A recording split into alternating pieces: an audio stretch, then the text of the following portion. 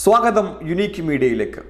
CPIM-ന് party ചിഹ്നം നിലനിർത്താനും ദേശീയ പാർട്ടിയായി തുടരാനും ഒരു എളുപ്പ വഴിയുണ്ട്. അവർക്ക് മുമ്പിൽ ആകെ 3 വഴികളാണുള്ളത്. അതിൽ എളുപ്പ വഴി എന്നുള്ളത് ഈ ലോക്സഭാ തെരഞ്ഞെടുപ്പിൽ ആകെ 11 ഇടങ്ങളിൽ വിജയിക്കുക എന്നുള്ളതാണ്. ഈ ലോക്സഭാ തെരഞ്ഞെടുപ്പിൽ 11 ഇടങ്ങളിൽ CPIM വിജയിക്കില്ല എന്നൊന്നും പറയാൻ കഴിയില്ല. പക്ഷെ ഒരു പ്രശ്നം കിടക്കുന്നുണ്ട്. 11 എന്നുള്ളത് ഒരു സംസ്ഥാനത്ത് നിന്ന് വിജയിച്ചാൽ മതിയാകില്ല. 3 സംസ്ഥാനങ്ങളിൽ നിന്നായി ലോക്സഭയിലെ ആകെ സീറ്റിൻ്റെ 2%, അതായത് 11 സീറ്റുകൾ വിജയിക്കണം 3 സംസ്ഥാനങ്ങളിൽ നിന്നായിട്ട്. കേരളത്തിൽ തന്നെ CPIM 15 ഇടങ്ങളിൽ മത്സരിക്കുന്നുണ്ട്. എത്ര ഇടങ്ങളിൽ വിജയിക്കും? 15-ൽ 15 വിജയിക്കുമോ? സാധ്യതയില്ല. 10 വിജയിക്കുമോ? അറിയില്ല. ഏതായാലും കേരളത്തിൻ്റെ പുറത്തേക്ക് നോക്കാം. തമിഴ്നാട്ടിൽ മത്സരിക്കുന്ന 2 ഇടങ്ങളിൽ CPIM വിജയിക്കുമെന്ന് കരുതാം. രാജസ്ഥാനിൽ ഇന്ത്യ മുന്നണിയുടെ പിന്തുണയോടെ മത്സരിക്കുന്ന രാജസ്ഥാനിലെ 1 സീറ്റും വിജയിക്കുമെന്ന് കരുതാം. 2ഉം 1ഉം 3. ത്രിപുരയിലെ 1 സീറ്റും വിജയിക്കുമായിരിക്കും. 4. ബാക്കി 7 സീറ്റുകൾ വേണം. കേരളത്തിൽ നിന്ന് 7 സീറ്റ് നേടാൻ കഴിയുമോ? ഈ 15-ൽ പല മണ്ഡലങ്ങളും CPIM പ്രതീക്ഷ പുലർത്തുന്നുണ്ട്.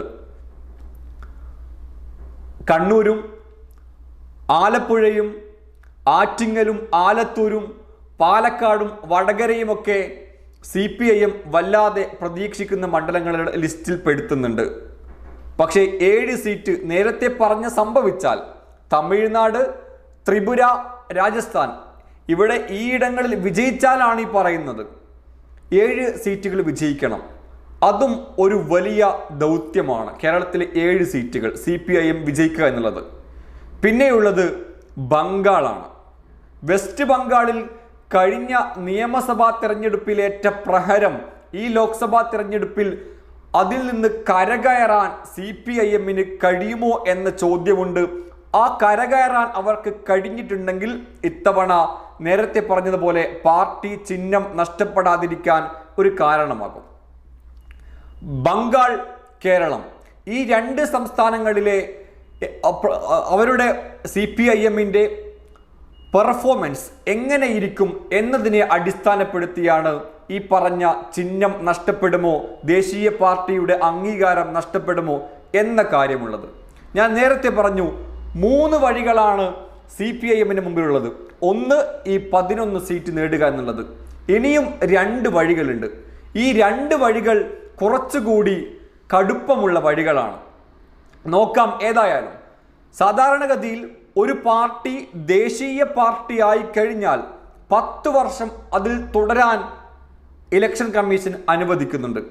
2026 ആകുമ്പോഴേക്കും CPIM-ന്റെ നിലവിലെ 10 വർഷം അവസാനിക്കുമ്പോൾ 2026-ൽ ഈ പറയാൻ പോകുന്ന ഈ 3 വകുപ്പുകൾ, ഈ 3 നിബന്ധനകളിൽ ഒന്നെങ്കിലും മറികടക്കാൻ CPIM-ന് കഴിഞ്ഞിട്ടില്ലെങ്കിൽ ദേശീയ പാർട്ടി എന്ന പദവി നഷ്ടപ്പെടും.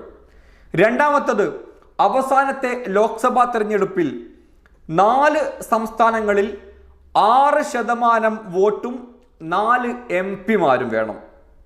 4 സംസ്ഥാനങ്ങളിൽ 6% വോട്ടും 4 MP-മാരും. 6% വോട്ട് കേരളത്തിൽ ലഭിക്കും, സംശയമില്ല. വെസ്റ്റ് ബംഗാളിലും ലഭിക്കും, അതിലും സംശയപ്പെടേണ്ട. കാരണം വെസ്റ്റ് ബംഗാളിൽ ഒരുപാടിടത്ത് CPIM മത്സരിക്കുന്നുണ്ട്. പിന്നെയുള്ളത് ത്രിപുരയാണ്. ത്രിപുരയിലും 6% എന്നുള്ളത് CPIM-ന് ഒരു വലിയ ഉത്തരവാദിത്തമല്ല. 6% ഉറപ്പായും ത്രിപുരയും ലഭിക്കും. പിന്നെയുള്ളത് ഏത് സംസ്ഥാനമാണ്? പിന്നെ ഏത് സംസ്ഥാനത്താണ് ലോക്സഭാ തെരഞ്ഞെടുപ്പിൽ 6% സീറ്റ് CPIM-ന് ലഭിക്കുക? ഒരു വലിയ ചോദ്യമാണ്. ബംഗാൾ, കേരളം, ത്രിപുര മാറ്റിയാൽ പിന്നെ ഒരു സംസ്ഥാനത്ത് 6% ലഭിക്കുക എന്നുള്ളത് ഒരു പ്രയാസമുള്ള കാര്യമാണ്.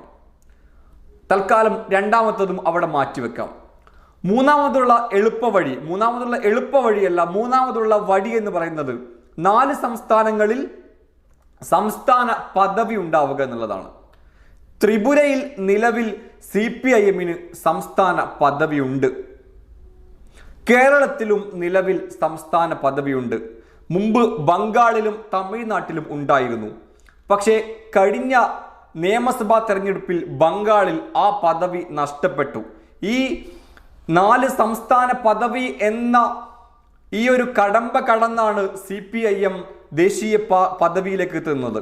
പക്ഷേ കഴിഞ്ഞ ബംഗാളിലെ നിയമസഭാ തെരഞ്ഞെടുപ്പിൽ അവർ പരാജയമേറ്റതോടെ ആ സംസ്ഥാന പദവി നഷ്ടമായി.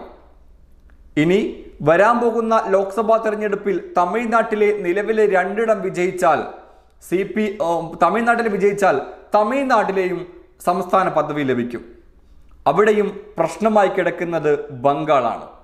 ചുരുക്കത്തിൽ ഒരുപാട് പ്രശ്നങ്ങൾക്കിടയിലാണ്, പ്രതിസന്ധികൾക്കിടയിലാണ് CPIM ഇത്തവണ പോരാട്ടത്തിന് ഇറങ്ങിയത്. ഞാൻ പറഞ്ഞതുപോലെ ആദ്യം പറഞ്ഞതാണ് അവർക്ക് മുമ്പിലെ എളുപ്പവഴി. ആകെയുള്ള ലോക്സഭാ തെരഞ്ഞെടുപ്പിലെ 2% സീറ്റ് 11 സീറ്റ് 3 ഇടങ്ങളിലായി വിജയിക്കാൻ കഴിയുക എന്നതാണ് അവർക്ക് മുമ്പിലെ എളുപ്പവഴി. കേരളത്തിൽ 5 or 6 സീറ്റ് വിജയിച്ചാൽ, ബംഗാളിൽ ഒരു 3 or 4 സീറ്റ് വിജയിച്ചാൽ, തമിഴ്നാട്ടിലും രാജസ്ഥാനിലെയും ത്രിപുരയിലുമൊക്കെ സീറ്റ് വിജയിക്കുകയാണെങ്കിൽ അവർക്ക് ദേശീയ പാർട്ടിയായി തുടരാൻ കഴിയും. ഈ ഒരു ഗൗരവം കണക്കിലെടുത്ത് വളരെ ശക്തമായിട്ടാണ് ഈ ലോക്സഭാ തെരഞ്ഞെടുപ്പിൽ CPIM അംഗത്തിനിറങ്ങിയത്. കേരളത്തിലെ 15 ഇടങ്ങളിൽ മത്സരിക്കുന്നു. മൊത്തം 52 ഇടങ്ങളിലാണ് CPIM ഇത്തവണ മത്സരിക്കുന്നത്. വെസ്റ്റ് ബംഗാളിൽ 23 ഇടങ്ങളിൽ മത്സരിക്കുന്നു. കൃത്യമായ കാരണം അതിനുണ്ട്. നമ്മൾ നേരത്തെ പറഞ്ഞു, 23 ഇടങ്ങളിൽ വെസ്റ്റ് ബംഗാളിലും 15 ഇടങ്ങളിൽ കേരളത്തിലും ഒഡീഷയിൽ ഒരിടത്ത് ഭുവനേശ്വറിൽ മത്സരിക്കുന്നുണ്ട്. രാജസ്ഥാനിൽ ഒരിടത്ത് മത്സരിക്കുന്നുണ്ട്. നേരത്തെ പറഞ്ഞു. തമിഴ്നാട്ടിൽ 2 ഇടങ്ങളിൽ മത്സരിക്കുന്നുണ്ട്. തെലങ്കാനയിലും ത്രിപുരയിലും ഓരോ സീറ്റ് വീതം മത്സരിക്കുന്നുണ്ട്. പഞ്ചാബിലും മത്സരിക്കുന്നുണ്ട്. മഹാരാഷ്ട്രയിലെ 1 സീറ്റ് മത്സരിക്കുന്നുണ്ട്. ഇങ്ങനെ ആകെ 52 ഇടങ്ങളിൽ CPIM മത്സരിക്കുന്നുണ്ട്. അവർക്കൊരു ജീവൻ മരണ പോരാട്ടമാണ്. ഈ പറയപ്പെട്ട 3 വകുപ്പുകൾ, ഇതിൽ ഏതെങ്കിലും ഒരു കടമ്പ കടന്നാൽ മാത്രമേ അവർക്കിനി രക്ഷയുള്ളൂ.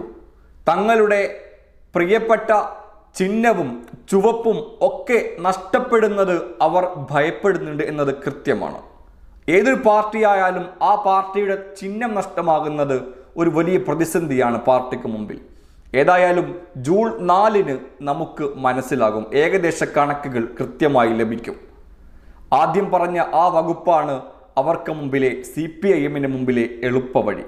ഏതായാലും ജൂൺ 4 വരെ നമുക്ക് കാത്തിരിക്കാം.